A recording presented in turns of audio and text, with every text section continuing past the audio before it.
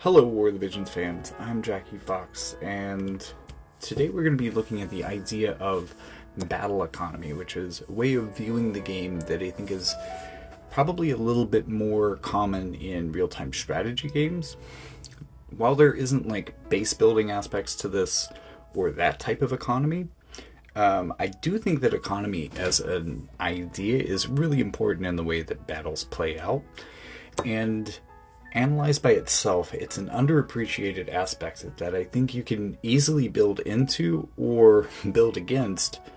And if you have an economic analysis of a team and an economic analysis of, say, some of the equipment you could use, which I'll provide a little bit of both in this video, you should know better how to counter teams without relying on a lot of the old staples like defenses. You use penetrations. For an element, you use a counter element. For a job, you use I don't know what you do there necessarily. I think job-based teams are best evaluated in terms of their economy. And this is a strategy that, in kind of a different sense, I used when I was evaluating the game more holistically when I started. Around first anniversary, I was moved into my first top 100, top 200 guild, and I realized that I was attacking kind of inefficiently. Maybe I was taking out teams that other weaker players could have, and maybe I could have gone for bigger stuff. Maybe there was stuff that I was better suited for. And the only way to know if I was attacking efficiently was to analyze the entire guild. So I became the guild's battle strategist, and during that period, everything was like, there were elemental teams, and those were easy, but most of your matchups every day in guild battle weren't. So I would look through the scouting list, I would compare their 30 teams to our 30 teams, and I would give my guild advice on how to match up. This improved our general stars per match, and our winning streak, kind of our win record, also improved because of this. So I think it was a good analysis of the game then, and now that job-based vision cards are coming back, I think this as an alternate way that factors out a lot of the complexity of the game, of looking at it, can help you quite a bit. So first I want to mention the other two ways. There is damage calculation, which is kind of a thing that we think about quite a lot. It's a way that our view of the game has kind of shifted and tilted, and this works. But it's not the only thing, and it is really complex and runs into a lot of the issues of chaos that I was talking about earlier.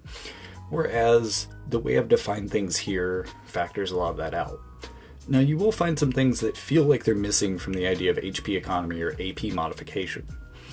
In that AP modification is ultimately trying to determine damage output. And I'm not including, say, damage buffs. Especially the general ones could have really worked in here. And for HP economy, I definitely could have included, like, general barriers.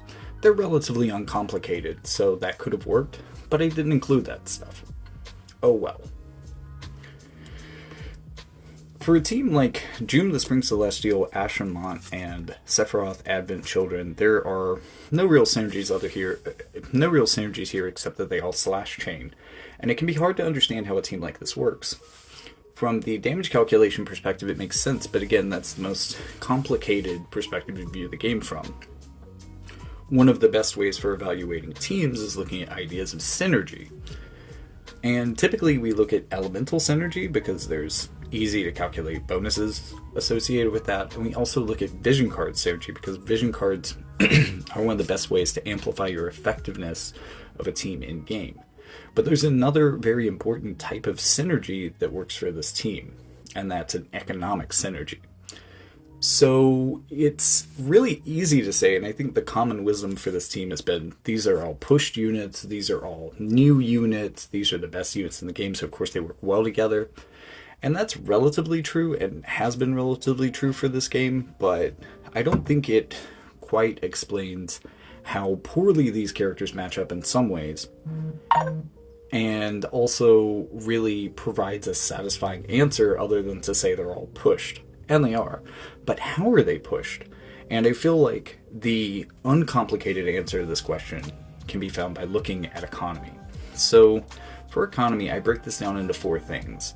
Your ability to generate turns, your ability to have and generate HP, your ability to improve your situation with your AP, and your ability to dodge hits. All 4 of these factors are individually important in that games can be won and lost based on them, and you can build into each of these 4 categories specifically. So this type of analysis provides 4 avenues for counterplay, and you can utilize multiple of these avenues per team. And as you see, this team does really well on economy. June the Spring Celestial is very fast. Just base, she is a very fast unit, one of the fastest in the game, if not the fastest in the game in some ways.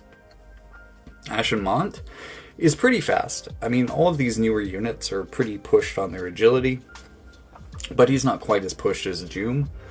That being said, he also has haste in his kit, so he gets very fast. He can be very fast.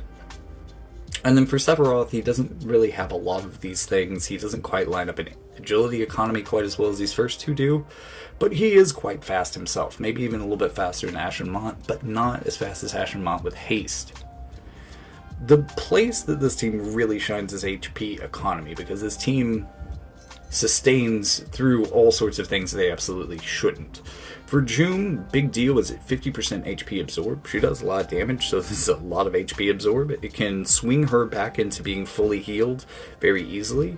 This combos really well with Courage because it can stop her from losing, and then she can go from 1 HP to full HP by hitting everyone on your team with an AoE skill and just stealing all their HP. Also, Courage Protection. This is pretty random, but I thought it was important to include it here, as it makes her combination with Ashen Mont make a little bit more sense.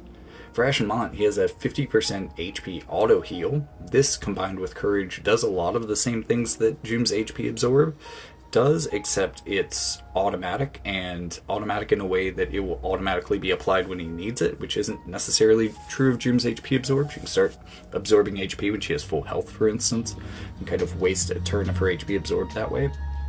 Also, he can equip the Blood Sword, so he can get kind of a passive, constant 10% healing as well. And then Courage. I already mentioned it, but Courage. For Sephiroth, he has a very powerful draining skill.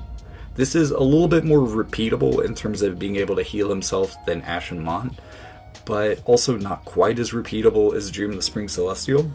He can also curse the opposing team, which turns off all of their healing stuff. This can absolutely ruin their HP economy, and makes him a good counter for the first 2 units here, who are really relying on different methods of consistent self-healing to stay in the game. And then he has Re-Raise, which is also a kind of a stop-loss prevention for your HP economy, and also a way to kind of recover a little bit of HP as well. Another avenue of looking at these characters... I always spelled June wrong. So I'm pretty sure... she just feels... oh wait, she has an HP threshold too. Woof. She feels like a character that would have like AP consumption down or something. It's a little odd that she doesn't actually. None. I forgot that she had a threshold heal, and that's a big deal in her HP economy too. Like, it's probably half of what Ashen Mont has going for him, and she also has it, so that's pretty good. But we can see from both Sephiroth and Ashen Mont. Yep, that's it. So I've been telling people to counter these 2 and this general team with Blade Stream and the AP regen and their reliance on AP regen for their AP economy to fix their AP economy. This is one of the big advantages that they have. They can just keep slapping you with big, powerful skills constantly. Whereas June the Spring Celestial, while she doesn't have the AP economy they do, she has the HP absorb to just keep slapping you because you can't kill her. So, big deal for both of them in a lot of ways, and if you can really take out that AP for them, even the negative 10 AP can be kind of a problem for a unit like June the Spring Celestial who doesn't really have any form of AP modification, and it's going to be less of a problem for Sephiroth than it will be for Mont, but it still counters both of them very well. So dealing with their AP economy can be really important, dealing with their HP economy is very important, dealing with their agility economy, the fact that they have like stuff for all of this is very powerful for them. And then for evasion and accuracy, this is one of the places where they're most inconsistent. They all play into this somehow, but not particularly well. June having sure hit for a single unit isn't great. She's also very inaccurate, so she's really losing on this economically. Like, she can't dodge and she can't hit, so she only has this sure hit going for her. Ashenmont can blind people, which increases the team's evasion potential, but also has some evasion potential himself. So it can increase his own evasion potential on this team at least, because Sephiroth and June really aren't dodging things. And then Sephiroth is generally pretty accurate and can be built for pretty high accuracy himself. So, cool. I think he also may have sure hit himself, so that's also pretty good. I'm not really going to focus on the units that counter economy well. They're definitely out there. We talked about Sephiroth from Advent Children and his ability to counter HP economy incredibly well. But I think one of the best ways to do this is through your TMRs. We've already talked extensively about Blade Stream on this channel, so let's focus on some of the rest of the top 10 here. Ecclesia Amulet, I gave second. This is Bronwell's TMR, so this is one that you can get. It's unlimited. I tried to favor unlimited TMRs on this list. This is going to be one of the ones that can give you haste for yourself, so this increases your agility economy. Agility economy also has a really strong impact on evasion. The more agile you are as a character, the more evasive you are, and the more you can make your opponents slower, so applying slow makes them less evasive as well. So this has both an impact on evasion or accuracy depending on how it works. These are heavily linked, you could say. But she also has 15 luck on that, which is gonna, these two combined effects are really gonna help you with evasion in general. Also, maybe a little bit with accuracy. And then finally, AP modification, AP cost down for the character. So that's a pretty good combination with haste. It's two things that are really helpful. I also rated this one pretty highly because I think AP cost down is one of the better ways of countering the Blade Stream technique. And we're going to talk about a couple of Blade Stream counter TMRs here. So there is counterblade to Blade Stream, and I think that the teams that Blade Stream counters are the best. If those teams had proper counterplay for Blade Stream, they could be a lot more close to being unbeatable. So this could be a really important TMR for people. Rubus Battle Dress from Uriel, 6 accuracy on this. It is a piece of clothing, so it's a little bit harder to equip than most of the things I'm going to be talking about. I'm going to try to talk about accessories more. 6 accuracy though, it has the largest HP absorb, 30% for 3 turns for allies. So this is one of the bigger HP absorbs that you can get. It's not quite as big as Tifa or Dream the Spring Celestial or certain individual attacks, but in terms of adding this to your entire kit for multiple characters for multiple turns, this is as high as you're going to get. So I think it's very important for your HP economy. Orca Boots, this is our first limited TMR here. This is Varys' haste TMR, so we know why that's good. Also 12 accuracy to help you with your accuracy economy, and it will increase your HP by 25% as well as raising it 25% as well. So it'll heal you up while boosting your overall HP. I think this is a pretty cool effect for your HP economy, and getting this alongside haste I think is really cool now, especially for a lot of characters who can heal themselves really effectively. So like Anjum the Spring Celestial, who doesn't have access to haste and has a really big HP pool that this is going to be maximally effective on, but also can restore herself to the top of that HP pool. This is a really cool effect. Also, another wrinkle with this effect is when you lose that 25% in 3 turns, it will come off of your max HP. So if you're at 75% HP, when this expires, you will go right back up to 100% essentially. Terra Shield is a bit theoretical. This is an armor from Veritas of the Earth. I don't think anyone in Global actually has this yet, but it's going to be useful for a lot of characters that don't have courage natively. Zombie Mask is a similar thing. It's an accessory, so it's much more widely equipable. It is limited though, unfortunately. It has 8 accuracy on it and also gives re-raise. Then we have Bells. I've already talked about why Bells is good. Bells is a tremendously high base agility, a lot of accuracy here, and the best AP restore in the game. I would say if the Blade Stream weren't so damn useful, this would be the most important TMR for AP economy. Although I think considering Blade Stream, maybe things more like the Ecclesia Amulet or Frostweave Mantle. No, it's the Blessed Dragon's Hairpin and the Frostweave Mantle, my bad. Those are probably the most important for overcoming the Blade Stream. VV's Steepled Hat. This is pretty cool. It has a Vitalize for allies, so this isn't as strong as Haste, but it is something that stacks with Haste. So if you already have a lot of Haste on your team, adding a Vitalize AoE effect can be really powerful for maximizing your agility. 10 accuracy is good. It also gives a Dispel AP on hit effect for allies, so this is really going to help get rid of AP Restore, although since characters tend to do this really early in the fight, they may have already gotten in most of their AP Restore by the time they get to you, but with enough range, you might be able to do some Blade Stream-esque stuff with this. I just don't think it's quite as powerful.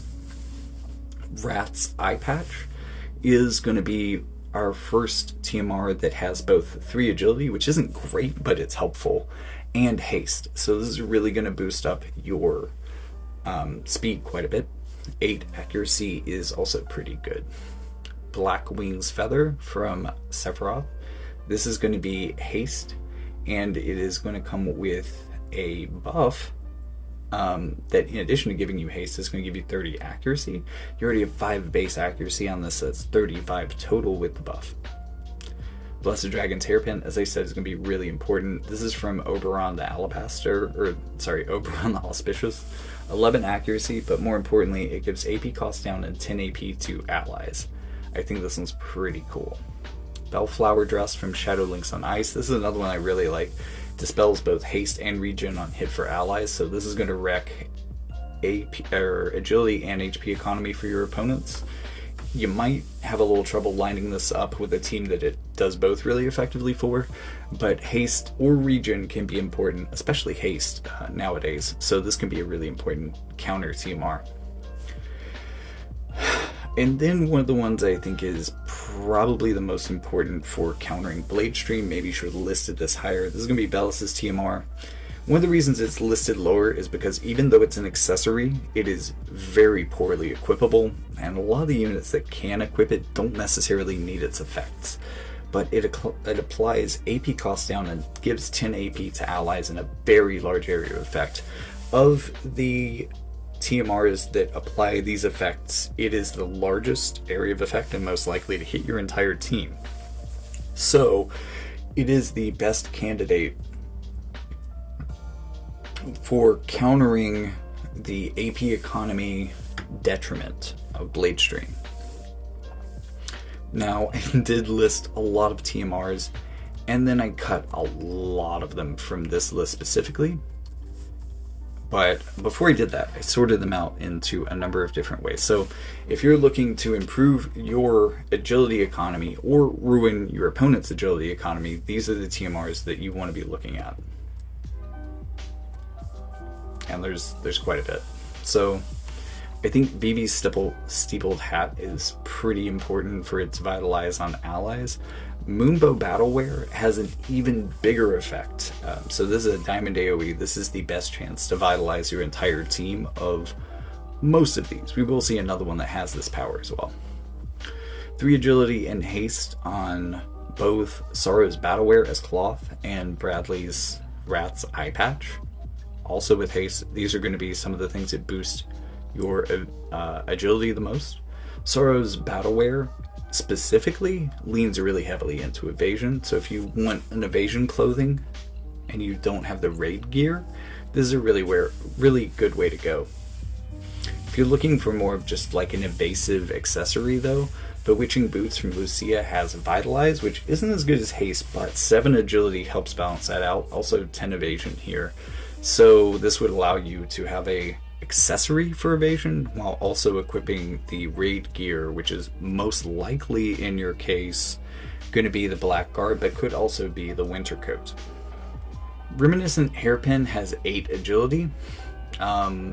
This is the biggest in the game, so I thought it was definitely worthy of inclusion here. 7 agility on Lusory Bells is pretty good as well. Harlequin's Boots is another one I really like. This is off of Kefka, so it has 4 agility and a Diamond AoE Vitalize effect for allies. Very cool.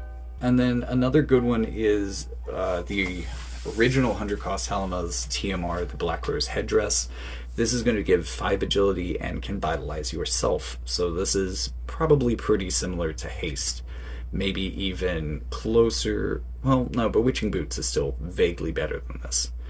And then below that you can see there's just a lot of selection. Only one of these, unfortunately, being unlimited. That's why Ecclesia Amulet is so important for getting a haste TMR. But there's a lot of limited options here as well that all give haste. So if you want that on your team, it's very important, very popular. These are your selections.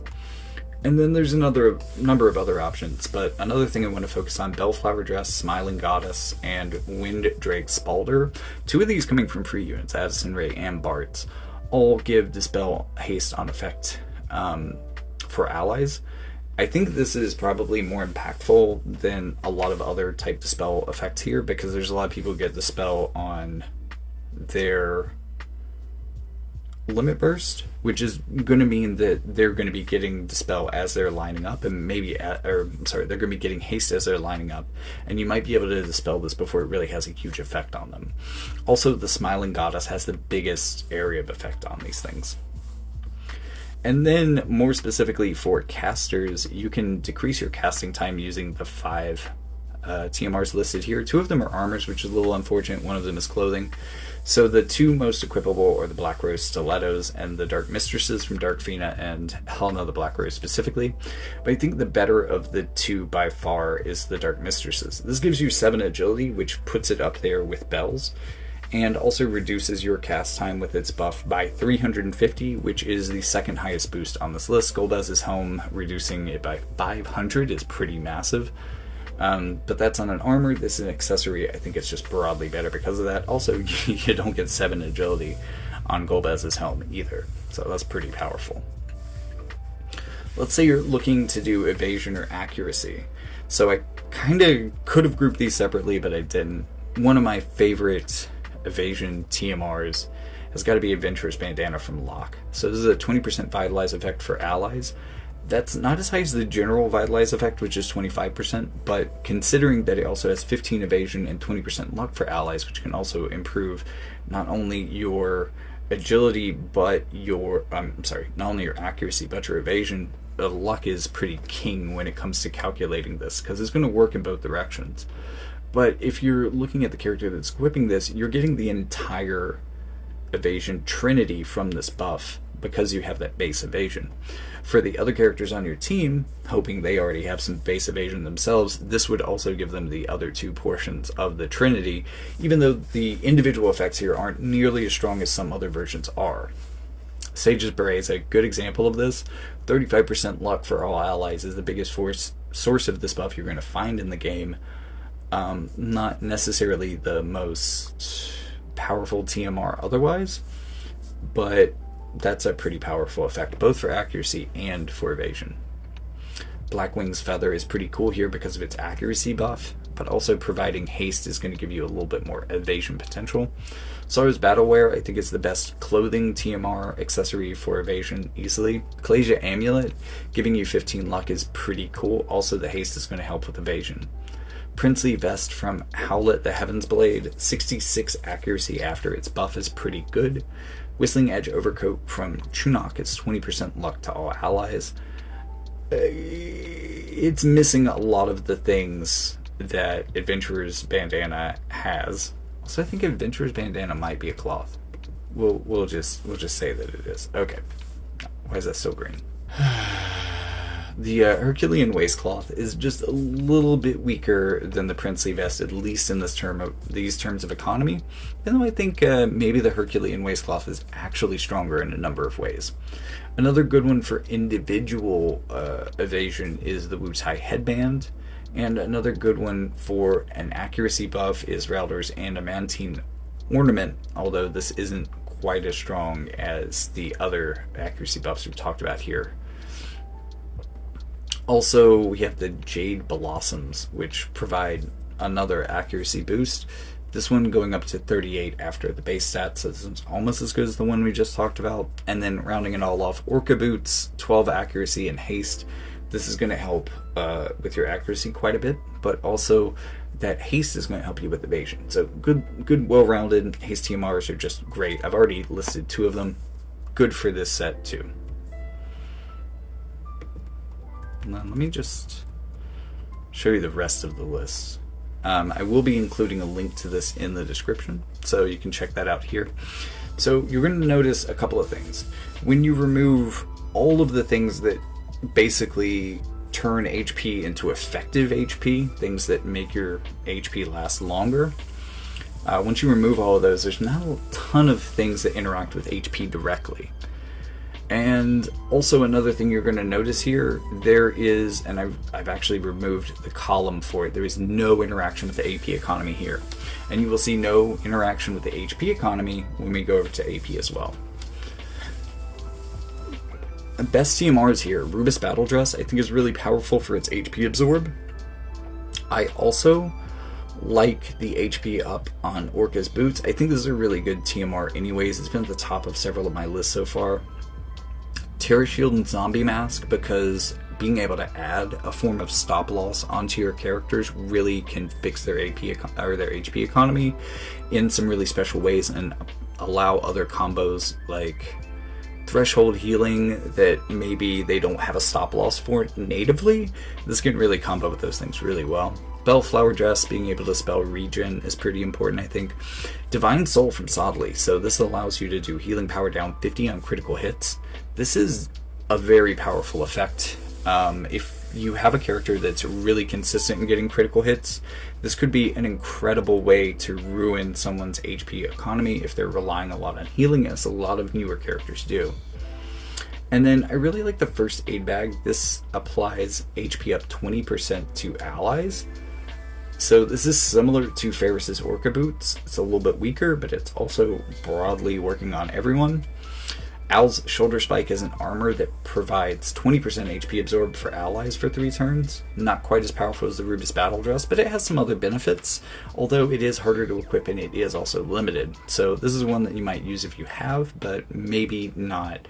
And maybe you replace it with the Rubus Battle Dress in a lot of cases. Although there are definitely characters who can't equip the Rubus Battle Dress that can equip Al's Shoulder Spike. Yorha Combat Clothes from 9S applies regen to allies around self. I think that's pretty cool. None of the other things that I saw could do this.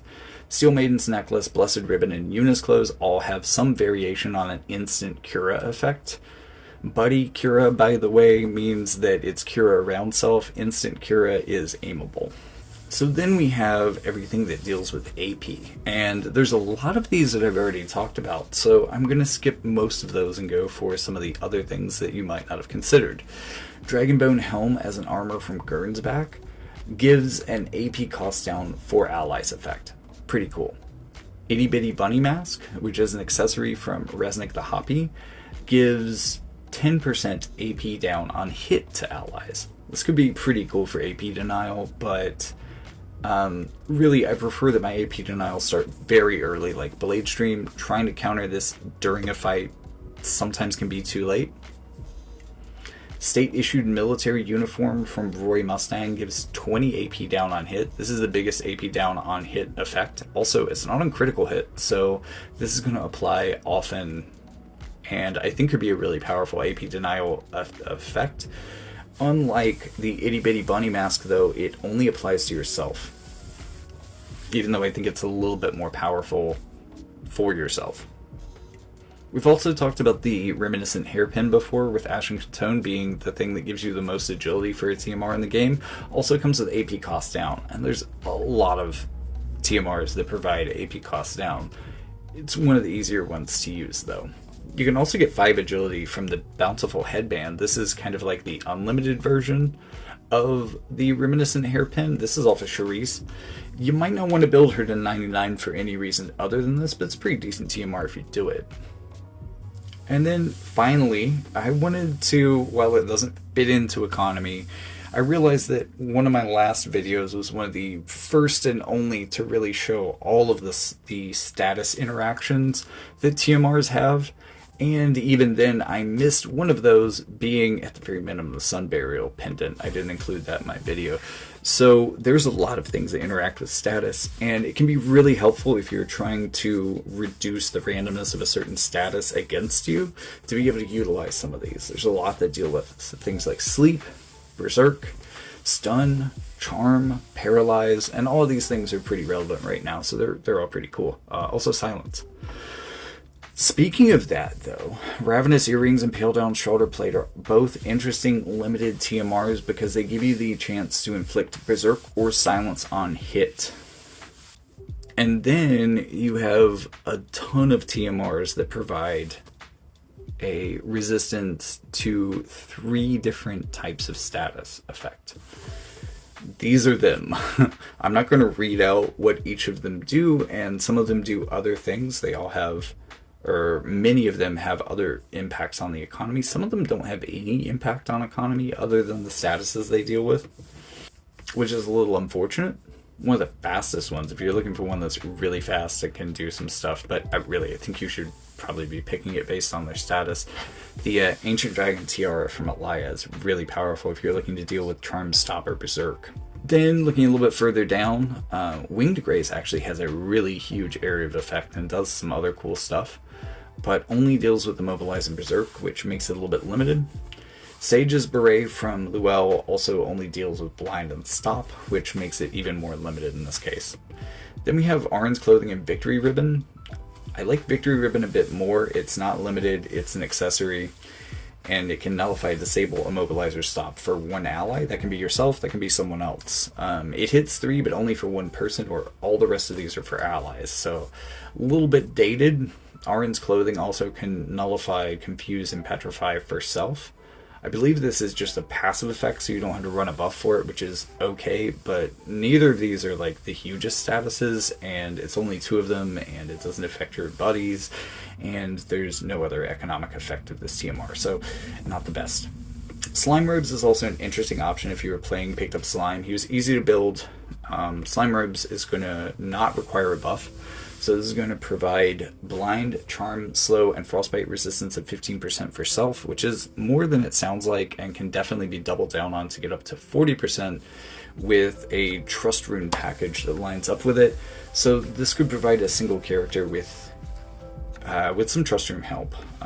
Close to resistance to 4 statuses. It's not my favorite.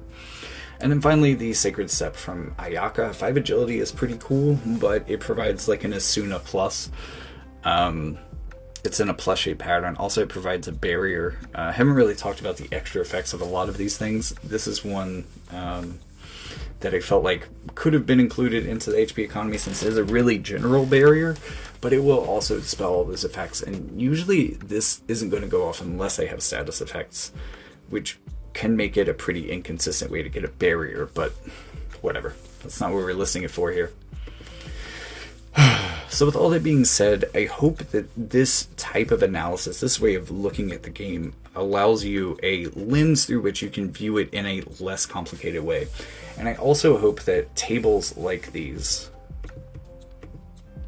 can help you, and this spreadsheet can help you theory craft and figure out how to equip your teams in order to make most best use of economy and also make best use of economy denial for opposing teams, because I find that especially for these really pushed new teams, economic denial, like really this is kind of the way that they're pushing them in a lot of ways, is through these 4 types of economy. They just perform better because of these aspects.